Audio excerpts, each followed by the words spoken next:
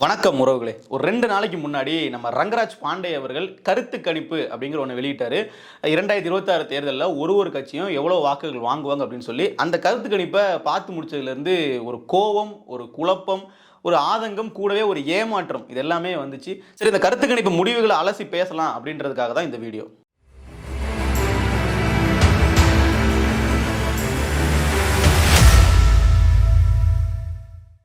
Chanakya survey அப்படின்னு எடுத்து ரங்கராஜ் பாண்டே அவர்கள் வெளியிட்ட அந்த கருத்து கணிப்பு முடிவுகளில் ஒரு சில விஷயங்கள் நம்ப முடியாத அளவில், ஒரு சில விஷயங்கள் கோபத்தை ஏற்படுத்துகிற அளவுலலாம் இருந்துச்சு.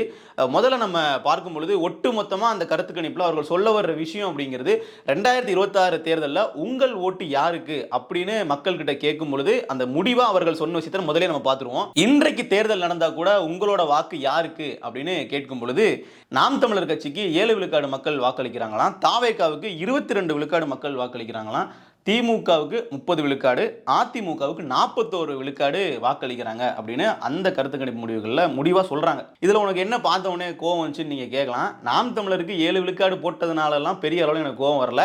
ஏன்னா அது ஊடகங்கள் தொடர்ச்சியாக பண்ணுற விஷயம் தான். நீங்கள் 7ன்னு போட்டிங்கன்னா நாங்கள் 17 தாண்டி எடுப்போன்னு நமக்கு நாமளே மோட்டிவேட் பண்ணி அதை நம்ம புரிஞ்சுக்க முடியும். ஏன்னா கடந்த தேர்தல்கள்லையுமே கருத்து கணிப்பு முடிவுகளை நாம் தமிழர் கம்மியாக கொடுத்தாலும் அதிகமாக எடுத்த வரலாறு உண்டு. ஆனால் விஜய்க்கு எப்படி நீங்கள் 22 விழுக்காடு கொடுக்கலாம், தாவேக்கா 22 விழுக்காடு எப்படி வாங்கும் அப்படிங்கிறதா என்னோட கோவமே. ஏன்னா அதை ஏற்றுக்கவே முடியல. அதை பார்த்த உடனே பார்த்தீங்கன்னா நாம் தமிழருக்கு 7, விஜய்க்கு 22 அப்படிங்கிற இடத்துல எனக்கு அந்த குழப்பமே ஆரம்பிக்குது. அதிமுக 41 கொடுத்துருக்கீங்க. அதிமுக கூட்டணி அப்படிங்கிற அடிப்படையில் போன தேர்தலில் 20 + 18 அவங்க 30 விழுக்காடு வாக்குகள் வச்சிருக்காங்கன்னு கணக்கு போட்டாலும் கூட ஏதோ வருது, நம்ம விட்டுறலாம். தாவேக்காக்கு எப்படி 22 கொடுத்தீங்க அப்படிங்கிற புள்ளியில தான் என்னோட அந்த கோவமே ஆரம்பிக்குது. நாம் தமிழருக்கு குறைவாக கொடுத்துருக்காங்க அப்படிங்கிறதும் ஒரு பக்கம் இருந்தாலும் அந்த வாக்குகள்லாம் தாவேக்கா கொடுத்துட்டாங்களோ அப்படிங்கிறதான் என்னோட பார்வை. இதில் இந்த மாதிரி நம்பர்ஸ் வந்தவுடனே நான் என்ன பண்ணேன் அப்படின்னா, சரி நம்ம ரங்கராஜ் பாண்டே அவர்கள் பொய் சொல்லியிருப்பாரு, நம்ம ரங்கராஜ் பாண்டே அவர்கள் கருத்து கணிப்பை போலியாக வெளியிட்டிருக்காருன்னு சொல்லி நம்ம ஒரு வீடியோவில் பேசணும் அப்படின்னு நினச்சிருந்தேன். அதுக்கு நம்ம என்ன பண்ணணும், நமக்கு கொஞ்சம் டேட்டா வேணும். பழைய கருத்து கணிப்புகளில் அவர் இதுக்கு முன்னாடி தவறாக எடுத்ததெல்லாம் நம்ம எடுத்து தொகுத்து ஒரு வீடியோவாக பேசலாம். இதற்கு முன்னாடி அவர் என்ன சொன்னார், அது என்ன நடந்திருக்கு அப்படிங்கிறத நம்ம ஒரு வீடியோவாக எடுத்து பண்ணணும்னு நினச்சிருந்தேன். கூடவே அந்த வீடியோவுக்கு நான் டைட்டில்லாம் யோசிச்சு வச்சுட்டேன். பாண்டேவின் உருட்டு கணிப்பு, நூல் தெரியுது ப்ரோ, இப்போலாம் நம்ம டைட்டிலில் வைக்கிறோம், பாண்டேவை தோல் உரிக்கிறோம் அப்படின்னே போட்டு மனசில் நினச்சி வச்சுட்டு அந்த வீடியோ பண்ணணுன்ட்டு கடைசியில் பார்த்தா 2024 நாடாளுமன்ற தேர்தலும் சரி, 2021 சட்டமன்ற தேர்தலும் சரி, சாணக்கியாவோட சர்வே எடுத்து பார்க்கும் பொழுது எனக்கு மனதளவில் பெரிய அளவில் மாற்றம் ஏற்பட்டது போல் தெரியல. இது உண்மையை நம்ம ஒத்துக்கிட்டு தான் ஆகணும். அவருக்கு எதிராக டேட்டா இருக்கும்னு நினச்சி தான் நான் போய் தேடி பார்த்தேன். ஆனால் அந்த மாதிரி இல்லை. முடிவாக பார்க்கும் பொழுது அவருடைய சர்வே முடிவுகளும் தேர்தல் முடிவுகளும் பெரிய அளவில் மாறுபடும், கிட்டத்தட்ட ஒத்து போற அளவு தான் இருந்துச்சு. அதை பார்த்தோன்னே ஒரு சின்ன ஏமாற்றம் தான். என்ன இது, பாண்டே அவர்களுடைய டேட்டா பெரிய அளவில் தவறா இல்லை, அப்படி இருக்கும்பொழுது எப்படி விஜய்க்கு எவ்வளோ கொடுக்கலாம் அப்படிங்கிறது ஒரு கேள்வியா இருக்கு. அது எனக்கு இன்னும் பல கேள்விகள் இருக்கு. நான் ஒன்று உங்ககிட்டே கேட்குறேன். அதற்கு முன்பு பாண்டே அவர்களினுடைய கருத்து கணிப்பு இதற்கு முன்னாடி எப்படி இருந்திருக்குன்றதை நம்ம பார்த்துருவோம். முதல்ல 2024 நாடாளுமன்ற தேர்தல் எடுத்துக்கிட்டோம் அப்படின்னா 1997 சாம்பிள்ஸ் எடுத்திருக்காங்க. மொத்தமே 2000 நபர்களுக்கு உள்ளதான் சாம்பிள் எடுத்திருக்காங்க. இவங்க சாம்பிள் எடுக்கிறாங்களா இல்லை ஒரு ரூமில் உட்காந்தே இவ்வளோதான் ஓட்டு வரும்னு கணக்கு பண்ணி போட்டுறாங்களான்னு தெரியல. ஆனால் முடிவாக சொன்ன விஷயம் கொஞ்சம் சரியாக தான் வந்திருக்கு. அதிமுக 21 விழுக்காடு வாக்குகள் வாங்கும், பாஜக 22 விழுக்காடு வாக்குகள் வாங்கும்னு போட்டிருக்காங்க. திமுக தான் அதிகமாக வாங்குன்றதையும் சொல்லியிருக்காங்க. கிட்டத்தட்ட பார்த்தீங்கன்னா அதிமுகவானது 21 விழுக்காடு வாங்கினாங்க. அது ரொம்பவே சரியான நம்பராக வந்திருக்குன்னு சொல்லலாம். பாஜக 22ன்னு கொடுத்துருந்தாங்க, ஒரு 18 விழுக்காடு வாக்குகள் வாங்கியிருந்தாங்க. பெரிய அளவில் மாற்றம் இல்லை. ஆனால் கூடவே பாண்டே ப்ரோ என்ன சொல்லியிருந்தார் அப்படின்னா, பாஜகவானது 3 - 4 சீட்டுகள் ஜெயிக்கும்னு சொல்லியிருந்தாங்க. அது நடக்கல. பட் இருந்தாலும் அந்த விழுக்காட்டின் அடிப்படையில் அவர்கள் சொன்னது சரியாக இருந்தது 2024 நாடாளுமன்ற தேர்தலில். சரி, அப்படியே 2021 சட்டமன்ற தேர்தலுக்கு போவோம்னு சொல்லி போகும்போது முதல் கட்டம், 2ஆம் கட்டம், 3ஆம் கட்டம்னு பல கட்டமாக அலசி தேர்தல் முடிவுகளை வெளியிட்டிருக்காங்க அவருடைய கருத்து கணிப்புகளை. கடைசியாக அவர்கள் சொன்னது அப்படிங்கிறது அதிமுக 101 சீட்டுகள் ஜெயிக்கும், திமுகவானது 109 சீட்டுகள் ஜெயிக்கும். அதே டைமில் ஒரு இழுபறியாக இருக்கக்கூடிய விஷயம்ன்றது ஒரு 24 தொகுதிகள் இருக்கும்னு சொல்லி போட்டிருந்தாங்க. இவர்கள் கணிச்ச மாதிரியே பார்த்தீங்கன்னா 24 தொகுதி இழுபறிய திமுக கொடுத்தோம் அப்படின்னா மிச்சம் உள்ளதெல்லாம் அதிமுக ஜெயிச்சதா இருந்துச்சு. கிட்டத்தட்ட 75 சீட்டுகள் கிட்ட அதிமுக வருது. ரொம்ப சரியா கடிச்சிருக்காங்கன்னே நம்ம சொல்ல முடியும். ஏன்னா அதிமுக கூட்டணி 2021 சட்டமன்ற தேர்தலில் அத்தனை சீட்டுகள் தான் ஜெயிச்சிருந்தாங்க.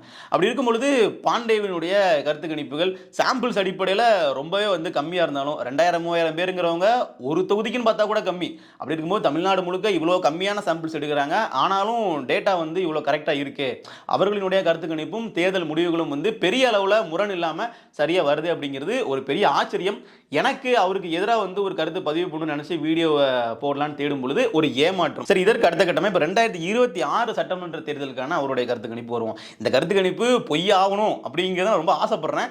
இருந்தாலும் அவர் சொன்ன விஷயத்தை என்னன்றதை நம்ம பார்த்துருவோம். தமிழகத்தில் சிறப்பாக செயல்படும் எதிர்க்கட்சி என்ன, இப்படி ஒரு கேள்விக்கு அவங்க கொடுத்துருக்காங்க பாருங்க டேட்டா. நாம் தமிழர் 11 விழுக்காடு, தாவேகா 16 விழுக்காடு, பாஜக 20, அதிமுக 53. அதிமுக 53 விட்டுருவோம். அவர்கள் வந்து செயல்படுறாங்களோ படலையோ அதிகாரப்பூர்வமாக அவர்கள் தான் எதிர்கட்சிங்கிறத விட்டுலாம். தாவேகா வந்து 16, நாம் தமிழ் வந்து 11. எனக்கு ஒன்னே ஒன்று சொல்லுங்க, இந்த பரந்தூர் விமான நிலையத்துக்கு விஜய் அவர்கள் பிரச்சனை பண்ணது, வக்ஃபு போராட்டத்தில் வந்து நம்ம கழக பொதுச் செயலாளர் வந்து புஷி ஆனந்த் அவர்கள் வந்து எந்த சரத்தில் இருக்கிறதோ அந்த சரம் அப்படின்னு காமெடி பண்ணதை தவிர வேற என்ன போராட்டம் பண்ணாங்க, அவங்களுக்கு எப்படி நீங்க 14 கோடி கொடுக்கலாம் அப்படிங்கிறது ஒரு கேள்வி. கூடவே வந்து பார்த்தீங்கன்னா சிறப்பாக செயல்படும் எதிர்க்கட்சி தலைவர் அப்படிங்கிற இதுல சீமானுக்கு வந்து 11 விழுக்காடு, விஜய்க்கு 16, அதே விழுக்காடு அப்படியே வந்திருக்கு. இப்போ இதுல எனக்கு அதே கேள்வி தான் இருக்கு, எங்க செயல்பட்டவங்க தலைவர் விஜய் அப்படிங்கிறதான் கேள்வி. சரி, ஓகே, அப்படியே செயல்படலனாலும் செயல்படாத நபருக்கு செயல்பட்டதாக நீங்க கொடுத்துருவீங்களா அப்படிங்கிற ஒரு கேள்வி இருக்கு. இது உண்மையிலே இந்த மக்கள் கொடுத்ததா கூட இருக்கட்டும், நான் அந்த மக்களை பார்த்தே கேட்கிறேன், எங்கப்பா உங்க விஜய் செயல்பட்டாரு, உங்க விஜய் செயல்பட்டதை கொஞ்சம் பட்டியலிடுங்க அப்படின்னு நான் கேட்கிறேன். அதாவது இனிமே பண்ணுவாருங்கிறதெல்லாம் விட்டுருங்க, இது வரைக்கும் செயல்பட்டதுல யார் சிறப்பாக செயல்பட்டிருக்காங்கன்றதான் கேள்வி. அப்போ இது வரைக்கும் பண்ணதை கொஞ்சம் பட்டியலிடுங்கன்னு நான் கேட்டுக்கிறேன். இதுல என்ன அப்படின்னா, அந்த கருத்து கணிப்பு முடிவுகளை வந்து கொஞ்சம் ஆராய்ச்சி பண்ணிட்டு இருக்கும்போது இன்னொரு வீடியோ என் கண்ணில் தென்படுது. என்னோட மனசுல இருக்கிறத அப்படியே வந்து ஊடகவியலாளர் கேப்ரியல் அவர்கள் வந்து பேசியிருந்தாரு. நான் என்ன சொல்ல வந்தேன்னு நினைச்சனோ அது அப்படியே சொல்லியிருக்கேன், அதை நீங்களே பாருங்க. இப்போ என்டிகே எடுத்துப்போம், 2016 இருந்து 24 வரைக்கும் ஒர்க் பண்ணிட்டு இருக்காங்க. அதுல ஒரு இயர் எடுங்க, 16, 17, 18 ஏதாவது ஒரு இயர் எடுங்க. அந்த ஒரு இயர்ல அவங்க என்னென்ன பொலிட்டிக்கல் ஆக்டிவிட்டிஸ் எல்லாம் பண்ணிருக்காங்கன்னு பாருங்க. அதுல டிவிக்கே காவாசி பண்ணிருப்பாங்களான்னு பாருங்க. அவர் எவ்வளவு பிரஸ் மீட் கொடுத்தாரு, எவ்வளவு போராட்டங்கள் நடத்தினாங்க, எவ்வளவு மக்களோட சேர்ந்து நின்று போராட்டங்கள் பண்ணிருக்காங்க, அதுல 1% டிவிக்கே பண்ணிருப்பாங்களான்னு பாருங்க. அதாவது 2016 இருந்து 2025 வரைக்கும் நாம் தமிழர் கட்சியானது தேர்தல் அரசியலில் நிற்கிறாங்க. அப்படி நிற்கக்கூடிய களத்தில் ஏதேனும் ஒரு வருஷத்தை கையில் எடுத்து அந்த வருஷத்துல நாம் தமிழர் கட்சி களமாடிய போராட்டங்கள்ல ஏதேனும் பாதியாவது இல்ல கால்வாசியாவது தமிழக வெற்றி கழகம் செய்திருக்கிறதா அப்படின்னு ஒரு கேட்டாரு. நிச்சயமா எனக்கு தோணுன விஷயம் அதே தான். நாம் தமிழர் பண்ணக்கூடிய போராட்டங்கள்ல தாவேகா என்ன பண்றாங்க அப்படி இருக்கும்போது ஏன் வந்து இவ்வளவு வெயிட்டேஜ் வந்து அதிகமா கொடுக்குறீங்க அப்படிங்கிறது தெரியல. இது ஒரு புலம்பல எடுத்துக்கிட்டாலும் பரவாயில்ல, எனக்கு ஒரு உண்மை தெரிஞ்சாங்கன்னு சாமி, எப்படி வந்து நீங்க தாவேகாக்கு அவ்வளவு கொடுத்தீங்க அப்படிங்கிறது தான். இப்போ இது போக வந்து பாத்தீங்கன்னா வாக்குகளும் வந்து 22 விழுக்காடு போடும்னு சொல்லியிருக்காங்க. சரி, அது கூட புரிஞ்சுக்க முடியுது, விஜயோட ரசிகர்கள் இருந்தாங்கன்னு வச்சுக்கிட்டாலும். ஏன்னா இவர்கள் கருத்து கணிப்பு கேட்ட அந்த 3067 நபர்கள் விஜய்க்கு ஃபேவரா கருத்து கணிப்புல வாக்களிச்சிருக்கலாம் அப்படிங்கிற நம்மளால புரிஞ்சுக்க முடியுது.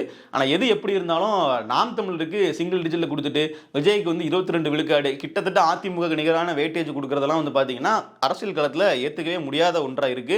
அண்ட் நாம் தமிழர் கட்சியினுடைய ஆதரவாளனாக எங்க கட்சி வந்து என்னெல்லாம் பண்ணுது, நாங்க வந்து எவ்வளவு போராட்டங்கள் ஈடுபடுறோம், எத்தனை பிரஸ் மீட் கொடுக்குறாரு எங்க அண்ணன் சீமான் அவர்கள், ஆனா நீங்க விஜய் அவர்கள் என்ன பண்றாரு, அதுக்கு எதுக்கு இவ்வளவு வெயிட்டேஜ் கொடுக்குறீங்க அப்படிங்கிறது புரியல. இல்ல உண்மையிலேயே வந்து விஜய்க்கு அவ்வளவு ரசிகர்கள் இருக்காங்க, அவ்வளவு ஆதரவு இருக்கு அப்படிங்கிறது எனக்கு புரியல. ஏன்னா என்னுடைய நண்பர்கள் கிட்ட நான் டெய்லியும் பேசுறவங்க கிட்ட பார்க்கும்போது அந்த மாதிரிலாம் எதுவும் தெரியல. அவ்வளவு ஒரு மிகப்பெரிய ஆதரவு இருக்கிற மாதிரியோ இல்ல அதிமுகவுக்கு இணையான வாக்குகள் வாங்குற அளவுக்கான வாய்ப்பு இருக்கிற மாதிரியோ நான் களத்தில் பார்க்கவில்லை. இப்போ வீடியோ பார்க்குற நீங்கள் என் புலம்பல கேட்டிருப்பீங்க, இல்லைப்பா உண்மையிலே அந்த அளவுக்கு ஆதரவு இருக்குது அப்படின்னு தெரியுதா, இல்லை இவங்க இந்த கருத்து கணிப்பில் வந்து கருத்து திணிக்கிறாங்களா, இல்லை இது ஒரு நரேட்டிவ்காக செட் பண்ணுறாங்களா, உண்மையிலே விஜய்க்கு வாக்குகள் இல்லை வாக்குகள் அதிகப்படுத்தணும் அப்படின்றதுக்காக இந்த மாதிரி ஒரு நரேட்டிவ் செட் பண்ணுறாங்களா அப்படிங்கிறத நீங்கள் சொல்லுங்கள். இல்லை இந்த ஒரு பார்வை நான் ஏன் வைக்கிறேன் அப்படின்னு பார்த்தீங்கன்னா, இங்கே திமுகன்னு ஒரு கட்சி இருக்குது, அதற்கு எதிராக தான் நீங்கள் வந்து பார்த்தீங்கன்னா தாவேகாவாக இருக்கட்டும், அதிமுகவாக இருக்கட்டும், பாஜக இருக்கட்டும், 3 பேருமே அரசியல் பெரிய அளவில் பண்ணுறாங்க. இங்கே நாம் தமிழர் அப்படிங்கிறது கிட்டத்தட்ட ஒட்டுமொத்தமாக இந்த எல்லா கட்சிகளும் எதிர்த்து அரசியல் பண்ணாலும் இன்றைக்கு ஆளுந்தரப்பா இருக்கக்கூடிய திமுகவை நோக்கி தான் அதிகப்படியான விமர்சனங்கள் இருக்கு. அப்போ திமுக எதிர்ப்பு வாக்குகள் அப்படிங்கிறது பிரியத்தான் செய்யணும், இதன் மூலமா திமுக வந்து எளிதில் வெற்றி பெற போகுதுன்றதான் அரசியல் விமர்சகர்களுடைய பார்வையா இருக்கு. பட் இன்னைக்கு யார் வந்து அதிகப்படியான வாக்குகளை வாங்குறாங்களோ திமுக அடுத்தபடி அவர்கள் இருப்பாங்க அப்படின்னு நம்ம புரிஞ்சுக்க முடியுது. அப்போ இந்த இடத்துல இவர்களுடைய கருத்துக்கணிப்பு முடிவுகள் இப்படி பார்க்கும்போது அதிமுகவுக்கும் வாக்குகள் வந்து கூடுது, தாவேகாவுக்கும் வாக்குகள் கூடுது, பாஜகவும் கூடுறாங்க, நாம் தமிழரும் கூடுறாங்க அப்படிங்கும்போது எப்படி இதுல நாம் தமிழர் தான் இருக்கிறதே வாக்குகள் வந்து மிக குறைந்த அளவில் வந்து கூடுறாங்க. தாவேகாவும் வந்து பார்த்தீங்கன்னா இப்போ அவர்கள் 0 ஸ்ட்ரெயிட்டா எடுத்தவொன்னே 22 விழுக்காடு வாக்குகள் கொடுத்துருக்கீங்க. அதெல்லாமே வந்து பார்த்தீங்கன்னா ஒப்பிட்ட அளவில் கூட பார்க்க முடியல. இப்படி இருக்கக்கூடிய சூழல்ல எப்படிங்க எதிர்க்கட்சி எல்லாமே வாக்குகள் கூடும், இவர்கள்லாம் திமுகவோட வாக்குகள் வந்து அங்கிருந்து பிரிச்சு எடுத்துட்டு வந்துடுவாங்க அப்படின்னு கேட்டிங்கன்னா அதற்கான வாய்ப்புகள் நம்ம அரசியல் களத்தை பார்க்கும்போது ரொம்ப குறைவாக இருக்கு. இப்போ விஜய் அவர்கள் வந்து தனித்து கிளம்பண்டார் அப்படின்னா அதிமுகவுடைய வாக்குகள் இங்கே வரும் அப்படிங்கிறது தான் எனக்கு வந்து தோன்ற விஷயமா இருக்கு. ஸோ இதை நீங்கள் வந்து எப்படி பார்க்குறீங்க அப்படிங்கிறத சொல்லுங்க. நிச்சயமா வந்து இந்த கருத்து கணிப்பு முடிவுகள் பார்த்ததுலேருந்து நான் தேடி பார்த்த டேட்டா வரைக்கும் பாண்டே அவர்களுடைய ட்ராக் ரெக்கார்டு வந்து ரொம்ப மோசமாலாம் இல்லை. வரல. சில பேர் வந்து சமூக வலைதளங்களில் போட்டிருந்தாங்க, பாண்டியனுடைய கருத்து கணிப்பு ரொம்ப மோசமாக இருக்கு, அவர் வந்து கடந்த 2021 எடப்பாடி பழனிசாமி அவர்கள் தான் முதலமைச்சர் ஆகிறதுக்கு வாய்ப்பு அதிகம்னு போட்டிருந்தாரு, 46 45 விழுக்காடுன்னு சொல்லி போட்டிருந்தாங்க. அது கிட்டத்தட்ட 1 விழுக்காடு அப்படிங்கிறதுலாம் பெரிய அளவில் மாறுறதுல தவறு இல்லை இல்லையா? எனக்கு அதெல்லாம் பார்க்கும்போது பெரிய தப்பாலாம் தெரியல. ஏன்னா கிட்டத்தட்ட திமுகவுக்கு வந்து 50 சீட்டு, இதே அதிமுகவுக்கு வந்து 150 சீட்டுன்னு கொடுத்துருந்தாருன்னா நம்ம அதை புரிஞ்சுக்க முடியும். இல்லை அது அப்படியே மாறி இருக்குன்னு சொல்லிட்டு அவங்க பெரிய அளவுலாம் கொடுக்கல, ரொம்ப வந்து ஒரு எட்ஜில் தான் வந்து வித்தியாசமே கொடுத்துருந்தாங்க. அதுவும் இழுபறின்னு போட்டு ஒரு நம்பர்ஸ் கொடுத்துருக்கும் போது அது மாறுறதுக்கான வாய்ப்புகள் இருக்குன்றத ஒரு வீடியோவில் சொல்லியிருக்காரு. நான் வீடியோ ஃபுல்லாக பார்த்துட்டு தான் பேசுகிறேன். அதனால பெரிய அளவில் அவரோட கருத்து கணிப்புகள் தவறாக இல்லை அப்படிங்கிறத நம்ம ஒத்துக்கிட்டு தான் ஆகணும். நீங்கள் நம்பலன்னா அதான் நெசம். ஆனால் இந்த கருத்து கணிப்பு நிச்சயமாக தவறாக இருக்கணும் அப்படிங்கிறது என்னோட ஆசைங்கிறத பதிவு பண்ணிக்கிறேன்.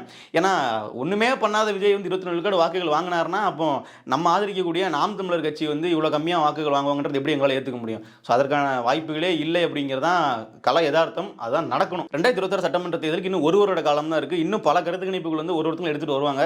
அது எல்லாமே கருத்து கணிப்புகளாக இருக்கா, இல்லை கருத்து திணிப்புகளாக இருக்கா, நரேட்டிவாக இருக்கா அப்படிங்கிறத நம்ம போக போக ஒவ்வொன்றா விவாதிக்கலாம். நன்றி.